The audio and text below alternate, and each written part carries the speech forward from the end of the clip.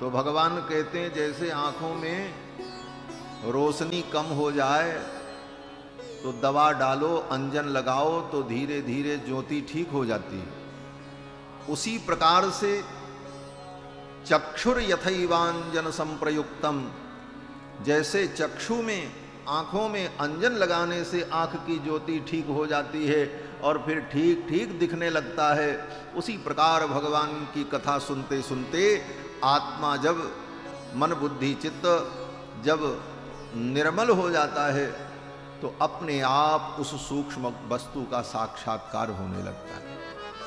इसीलिए बड़े बड़े ज्ञानी ध्यानी अमलात्मा महात्मा विमलात्मा लोग भी भगवान की कथा में रमण करते हैं, भगवान की कथा को सुनते हैं। यहां तक कि जो जीवन मुक्त हैं, जीवन मुक्त का मतलब जीवन में ही जिसने मुक्ति का अनुभव कर लिया, मरने के बाद मुक्ति तो रावण को भी मिल गई, बड़े बड़े राक्षसों को भी मरने के बाद मुक्ति मिलती है, क्योंकि भगवान उनको मारते हैं तो मुक्ति मिलना तय। यो यो हताश चक्रधरेण राजन त्रैलोक्य नाथेन जनार्दनेन, भगवान के द्वारा, भगवान के चक्र के द्वारा, भगवान के आयुध के द्वारा मारे गए वे जीव पापी से पापी क्यों न हो, उनको भी मुक्ति मिल जाती। तो मरने के बाद अगर मुक्ति मिली तो फिर रावण कुंभकर्ण और कंस में और महात्मा में और भगवत भक्त में अंतर क्या हुआ? प्रश्न तो यही। मरने के बाद मुक्ति तो रावण को भी मिली, कुंभकर्ण को भी मिली, कंस को भी मिली, लेकिन जो जीवन भर भगवान का भजन करता रहा, भगवान का गुणगान करता रहा, उसको भी वही मुक्ति मिली मरने के बाद। तो फिर उन दोनों में क्या अंतर रहा? ये तो वही बात हो गई, अंधेर नगरी चौपट राजा, टकासेर भाजी टकासेर खाजा।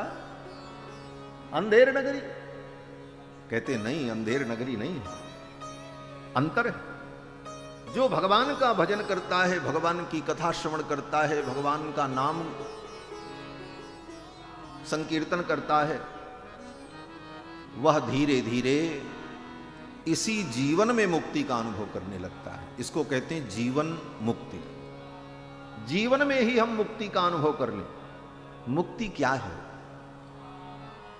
मुक्त हो जाना माने छूट जाना। बोले किसने हमको पकड़ रखा है? बोले हमको बहुत से लोगों ने पकड़ रखा है, काम ने, क्रोध ने, ईर्ष्या ने, द्वेष ने, पाखंड ने, दंभ ने, अनेक प्रकार के विकारों ने हमको पकड़ रखा है। हम इनसे मुक्त हो जाएं और इसी जीवन में मुक्त हो जाएं, फिर तो ये जीवन मुक्ति का आनंद है। और ऐसे जो जीवन मुक्त पुरुष हैं, जिन्होंने जीवन में काम क्रोध लोभ मोह मद ईर्ष्या पाखंड छल दंभादि समस्त विकारों को त्याग दिया, इससे मुक्त हो गए, ऐसे महापुरुष भी भगवान की कथा में रमण करते हैं। जीवन मुक्त महामुनि जेऊ, हरिगुण सुनत अघाहिन देवु। ऐसे जीवन मुक्त पुरुष भी भगवान की कथा में रमण करते हैं और भगवान के चरित्र को सुनते हैं। श्री सूत जी महाराज कहते हैं कि प्रायेण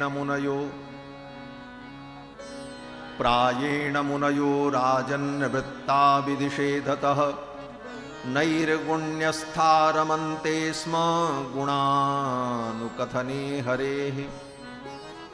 श्री सूत जी महाराज शौनकादि मुनियों को कथा सुना रहे हैं और सुखदेव जी राजा परीक्षित को सुना रहे हैं।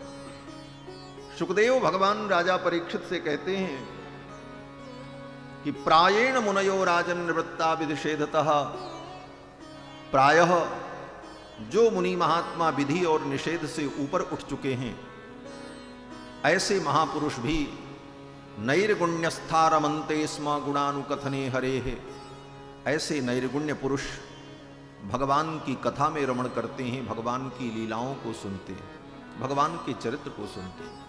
भगवान के चरित्र को सुनने की कितनी महिमा है, वाणी से उसका वर्णन नहीं किया जा सकता। जो सुनता है वो समझता है, और जो सुनाता है वो समझता है, और जो सुना ही नहीं, सुनाया नहीं, वो क्या समझे।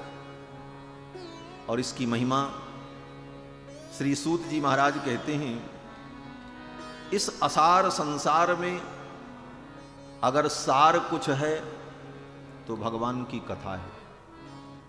और इस असार संसार में देखो, इसका नाम तो संसार है। बहुत से लोग कहते हैं संसार का मतलब जिसमें सम्यक सार है उसका नाम संसार है, लेकिन सम्यक सार संसार ये अर्थ नहीं है। इस संसार में सार है ही नहीं। संसार का मतलब संसरति इति संसार है, जो सरक रहा है, जो आज है कल नहीं रहेगा, जो अभी है वो अगले क्षण नहीं रहेगा। हर कुछ परिवर्तनशील है, हर कुछ बदलने वाला है, इसी का नाम संसार है। जहां स्थायित्व नहीं है उसका नाम संसार है। और इस असार संसार में हम अस्थायित्व ढूंढ रहे हैं, सब कुछ ठीक हो जाए, सब कुछ स्थिर हो जाए, लेकिन यहां कुछ भी स्थिर होने वाला नहीं है। तो फिर हम जो दौड़ रहे हैं, श्रम कर रहे हैं, बोले सब अंत में शून्य ही है, क्योंकि यहां कुछ भी ठीक नहीं हो सकता। जितना भी तुम सब व्यवस्थित करोगे सब बिगड़ जाएगा। भगवान आए, सब ठीक किया, सारी व्यवस्था बनाई, धर्म की स्थापना कर दी। कथा में हम लोग सुनते हैं कि यदा यदा हि धर्मस्य ग्लानिर्भवति भारत अभ्युत्थानम धर्मस्य तदात्मानं सृजाम्यहम्। आकर के भगवान ने सब कुछ ठीक किया। क्या ठीक रहा? भगवान के जाने के बाद सब बिगड़ गया। फिर आए बड़े बड़े महापुरुष आए, भगवान शंकराचार्य आए, भगवान रामानुजाचार्य आए, भगवान मध्वाचार्य, निम्बारकाचार्य, बड़े बड़े महापुरुष आए, सब ठीक किया, गए, फिर सब बिगड़ गया। यहां कुछ भी स्थिर नहीं। इसी का नाम संसार है। संसरति इति संसारः, जो सरक रहा है, परिवर्तनशील है। ऐसे संसार में बहुत ज्यादा सब कुछ ठीक करने के चक्कर में भी नहीं पड़ना चाहिए। अपने को ठीक कर लें वही ज्यादा अच्छा है। अपने को ही हम ठीक कर लें, अपना कल्याण कर लें, यही सबसे बड़ी बात है। श्री सूत जी महाराज कहते हैं कि असारे संसारे विषय विषसंगाकुलधियः क्षणार्धम क्षेमार्थम पिबत सुखगाथा तुलसुधाम। हे संसार के प्राणियों, इस असार संसार में व्यर्थ में इधर उधर मत भागो। किमर्थम व्यर्थम भो ब्रजसी कुपथे कुत्सित कथे। तो क्या करें? कहते हैं क्षणार्धम, थोड़ी देर, आधा क्षण ही सही भगवान की कथा सुनो। किस लिए? बोले अपने कल्याण के लिए। क्षणार्धम क्षेमार्थम। क्या सुने? बोले सुनो मत। पिबत शुक गाथा तुलसुधाम। अमृत के समान जो गाथा है, शुक गाथा, इसको पियो, इसका पान करो। थोड़ा भी समय निकालो, थोड़ा भी अगर सुनोगे तो कल्याण हो जाएगा। एक घड़ी आधो घड़ी, आधो में पुनियाध, तुलसी संगत साधु की हरे कोटि अपराध। आधे क्षण भी संतों का संग मिल जाए तो जीवन बदल जाता है हमारा। सूत जी कहते हैं कि देखो, ज्ञान से मुक्ति मिलती है, कर्म से मुक्ति मिलती है, भक्ति से भी मुक्ति मिलती है, भगवान के नाम जप से मुक्ति मिलती है। किसी तीर्थ में जाकर के पड़े रहो, कुछ मत करो, अयोध्या, वृंदावन, काशी, कुछ मत करो, पड़े रहो, भजन भी मत करो, लेकिन ये प्रतिज्ञा कर लो कि हम धाम से बाहर नहीं जाएंगे। और उसी धाम में अगर शरीर छूट गया तो वहां भी मुक्ति मिल जाएगी।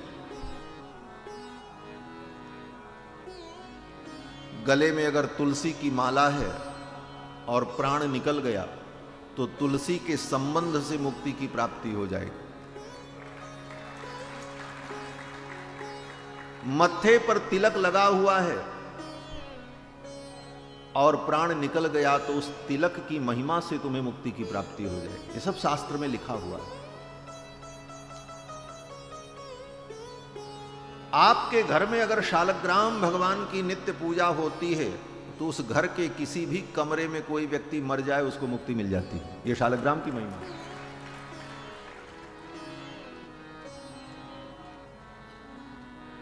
शालग्राम शिला यत्र यत्र द्वारावती शिला उभयोः संगमम यत्र मुक्तिस्तत्र न संशया। शालग्राम भगवान की पूजा जिस घर में हो उस घर में कोई कीट पतंग भी मर जाता है तो उसको भी मुक्ति मिल जाती है। ये सब शास्त्र में लिखा हुआ है। और तो और भगवान के किसी भक्त से आपका स्नेह हो, कोई भगवान का परम भक्त हो और उससे आपका स्नेह हो, प्रेम हो, उसके साथ उठना बैठना मिलना जुलना हो, आप भले भक्ति नहीं करते हो लेकिन आप जिसके साथ रहते हो, जिसको आप अपना मानते हो, किम वा वो आपको अपना मानता है, तो उस भक्त के संबंध से जीव को मुक्ति की प्राप्ति हो जाए। ये भी लिखा है। और इतना ही नहीं, ये भी लिखा है यम यम स्पृशति पाणिभ्याम यम यम पश्यति चक्षुषा। भगवान के भक्त जिसको छू दें,